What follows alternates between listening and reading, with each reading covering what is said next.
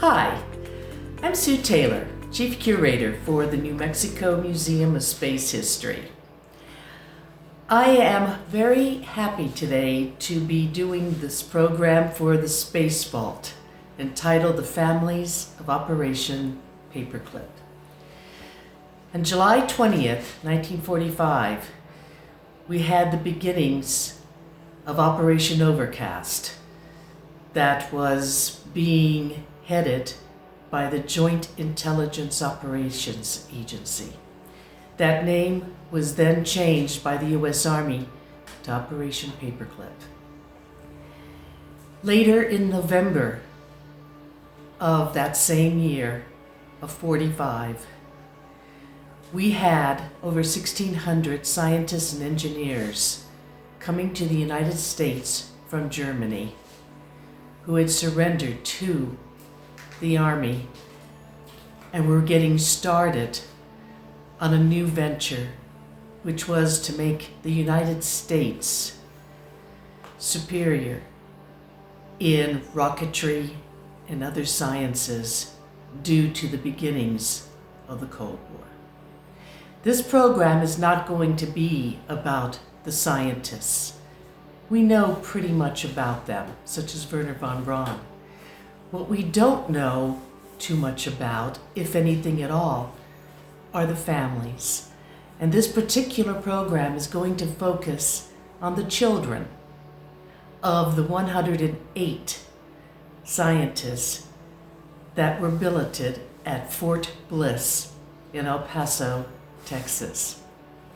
We were very fortunate to have an oral history given to us by Mrs. Lois Godfrey, who was the civilian coordinator for the scientists and their families, and was chiefly responsible for beginning the education of these children.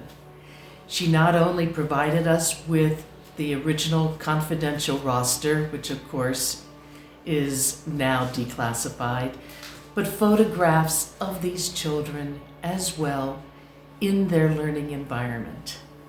I will be reading mostly from that oral history with attendant pictures. I hope you'll enjoy this and enjoy some of the insights that Mrs. Godfrey was able to give to us as much as I have. The interview for the oral history of Lois Godfrey was conducted on May 23, 1994 by former curator George House and museum volunteer Lieutenant Colonel Wayne Matson. They had been there, I think, almost a year when he first came to me. There were a lot of whisperings and rumors about what was going on behind those locked gates, and as a matter of fact, the story goes that the FBI sheriff's office and the police often got calls that said, "Hey, some of your German prisoners of war must be loose because we heard them talking in the grocery store." Major James Hamill, who was connected with that group, began to set up the unit, and at that time he said, "I'm in trouble. I have seen these people. I know that the housewives can start a fight over a head of cabbage in the grocery market, and you understand how touchy Congress is about funds. And the last thing I need is for a big brawl to be publicized widely and for the congressman to say, 'We don't want any more of that. The money is off.'" And he said, "I want you to come and help to get these people off on the right track and smoothly integrated, the wives and families, so we can avoid anything like that." Well, that was a challenge. Who could resist? Understand that these people were all living in quarters in some of the old barracks buildings. They were, I think, what had been a part of William Beaumont Hospital that had closed down at the end of the war, and they were just wooden temporary buildings, but they converted those into apartments for the families.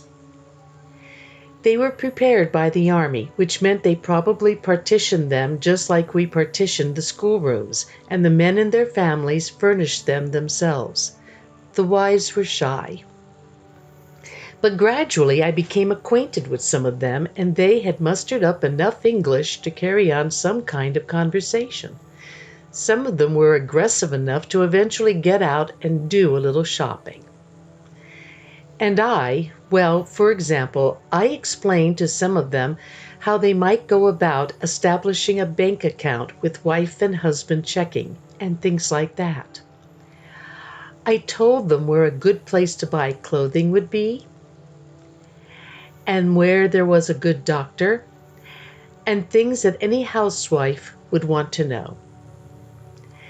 They could go into El Paso and eventually Juarez in small groups, accompanied by an escort of some kind, MPs. Wilhelm and Angela Engel. His wife played the guitar, and they had brought over some wonderful old heavy European furniture which probably crushed through the floors of the barracks. I have lists of these and the date of their arrival. Most of them came in 45. Then, I don't know, maybe 2 or 3 dozen came in 46. And January 47. And that's when the families were really beginning to pour in. The children, I guess there were close to 100 of school age. Trying to get some handle on the situation, it occurred to me that school children can do more to civilize families than most anything else. And so I thought I would concentrate on that, but I didn't neglect to do anything else. I'm going to break off from Mrs. Godfrey's narrative to say that there are 18 pages of the rosters. I have not included all of them. However, I have included this close-up of one of the scientists, Werner Gengelbach, and his family. They were transferred to Holloman Air Force Base July 22, 1949. Note that Gengelbach came over in November of 1945. His wife and children arrived in March of 1947. There had been almost a 2-year delay in getting the families over. Back to Mrs. Godfrey. They told me these children did not speak any English. So I pondered on what in the world to do with 90-some odd school children that didn't speak English. I discussed this with some teachers and people and others who would have a good input on that, and so we finally got a plan. I asked the Army to give me a mess hall or a big building like a mess hall. I called the parents together and explained what I thought was the need and listened to them, to the men. The women never opened their mouths. We would have had to have that building divided into 3 classrooms. The Army wasn't going to do it for them. If they wanted to buy the materials and do the work and set it up, okay. They were enthusiastic about it, it appeared to me. I think they were so happy to have school, and so they consented readily to do it. And I said, I am going to try to show you how a school operates in a democratic country. I want you to appoint your school board, and together with your board, I will work out a lot of the details of the program. But you understand, when we hire teachers, you have to pay for them. You can assess each parent or each child or however you think it should be done, but the money is going to come from you. They paid $2.25 per week. They didn't hesitate. They got the partitions in, and I went to the superintendent of schools in El Paso and told him I wanted to borrow about 2 truckloads of furniture. I explained to him that it was all about, and he was very cooperative, just as cooperative as he could be. So the German men did the work. The Army furnished the trucks. The school furnished the furniture and books and blackboards and globes and reference books. They were most generous in what they provided for us, and we hauled that out. Then I hunted for teachers. I was lucky. I found 3 that I thought were just outstanding and could handle something like that, and they had a little time to prepare. So, somewhere around the first week of June, maybe the last of May or 1st of June, right in there, we started school. and that was one of the most interesting things I think I've ever seen. So the school was a wonderful experiment. I learned, the teachers learned, we all learned, and we followed through with the school into around the last of July. These teachers knew how to start with pictures and charts and motions. Everything it took to get the children into it, and they got into it and seemed to be very enthusiastic. Remember, they still had this war as a part of them. I know that Major Hamill said he knew those people well enough to know that when the planes started flying over, the children crawled under the bed, and maybe the wives did too. I don't know. But the children had to overcome things like that. They were right next to Biggs Field where the planes were coming in and out all the time.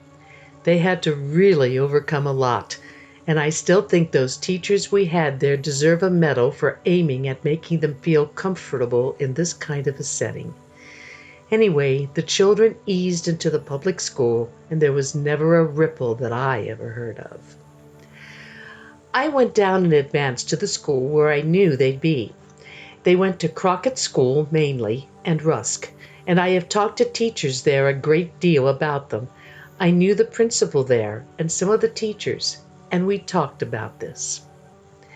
It was no surprise to them at all, and they were very, very enthusiastic about it. So that was the crowning experience of the almost 3 years I spent with the Rocket Center. They said it was amazing how they fitted right in and became accepted by all the other children. There was no boundary line so far as they could see. And I think that was very true. Children are children, and they make their own world, and these were such bright children. At Crockett and in their intensive English language classes at Fort Bliss, the children learned to recite the Pledge of Allegiance and sing The Eyes of Texas. The wives joined the PTAs at Crockett and Rusk. To learn English, it took the children not very long. By the time they got into grade school, on the English contests, now this is something that these teachers or kids dreamed up themselves. I didn't do anything about that. As a matter of fact, it would have been my way to do it. Do I remember the teachers' names? Yes, I do. I know this one, Bryant and Eleanor Outlaw. It's so good for someone to have to go back into the past decades and rake out things that they should know. There was an article in that little magazine, and some of those girls are German girls. I used to know who was who, but you can see what bright, beautiful people they were. Alicia Swan, principal of Crockett Elementary, pointed to the example of Peter Lang. In class, another student had referred to him as our German boy. Lang corrected him, explaining that he was no longer German, but just another Davy Crockett. To Swan, Lang's story illustrated that the Paperclip students were like any American children in their values and their imaginations. Still, the transformation was not predestined. Instead, Lang's choice to figure himself in the mold of the frontiersman, Texan migrant, and Alamo martyr for whom his school was named underscores the purposeful role that schools like Swan's played in upholding Western heroes as models of patriotism.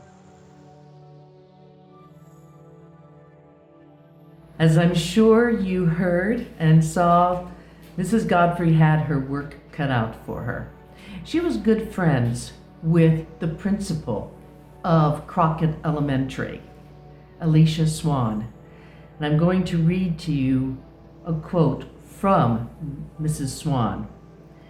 When asked how she reconciled the fact that the children's fathers had worked for Adolf Hitler, Swan responded, "I cannot concern myself with whatever the parents are or have been. It is with the children that I rest my hopes. In spirit, and in thinking they are American, for they have a happiness here they have never known before. The families and the scientists soon left, starting in 1949, Fort Bliss, and went on to Huntsville, Alabama, where many of them settled. Werner von Braun and his family settled in Huntsville as well. What is interesting is that many of those children are alive today and have their own children and even grandchildren, and they have become Americanized. Thank you for joining me today for Into the Archives, the Families of Operation Paperclip.